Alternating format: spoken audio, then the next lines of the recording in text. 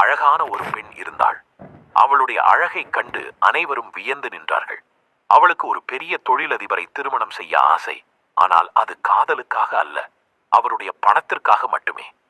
ஒரு நாள் அவள் அந்த தொழிலதிபரை சந்தித்து, என்னை பாருங்கள், நான் மிகுந்த அழகுடையவள், உங்களிடம் நிறைய பணம் இருக்கிறது, நாம் இருவரும் திருமணம் செய்து கொண்டால் நாம் ஒரு சிறந்த ஜோடியாக இருப்போம், இதை பற்றி நீங்கள் என்ன நினைக்கிறீர்கள் என்று கேட்டாள்.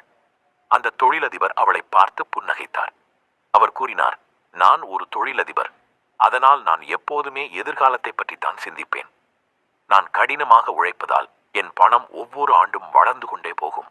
ஆனால் உன்னுடைய அழகு ஒவ்வொரு ஆண்டும் குறைந்து கொண்டே போகும். அவர் அதை எளிமையாக விளக்கினார். இன்று நீ அழகாக இருக்கிறாய், ஆனால் இன்னும் 10 அல்லது 20 ஆண்டுகளில் உனக்கு வயது முதிர்ந்துவிடும், உன்னுடைய அழகு மறைந்துவிடும். என்னுடைய பணம் என்பது வளரும் சொத்து, ஆனால் உன்னுடைய அழகு தேய்ந்து போகும் சொத்து. அவர் தொடர்ந்து கூறினார், உன்னுடைய முகத்திற்காக மட்டுமே நான் உன்னை திருமணம் செய்து கொண்டால் உனது அழகு மறையும் போது என்ன நடக்கும்?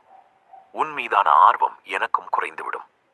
ஒருவருடைய முகத்தை மட்டும் நேசிப்பவர்கள் உண்மையில் அவர்களை நேசிப்பதில்லை. அவர்கள் உன்னுடைய அழகை வெறும் வாடகைக்கு மட்டுமே எடுத்திருக்கிறார்கள். அவர் அவளுடைய கண்களை பார்த்து சொன்னார், உண்மையான மதிப்பு உன்னுடைய தோற்றத்தில் இல்லை, அது உன்னுடைய இதயத்திலும் அறிவிலும் தான் இருக்கிறது.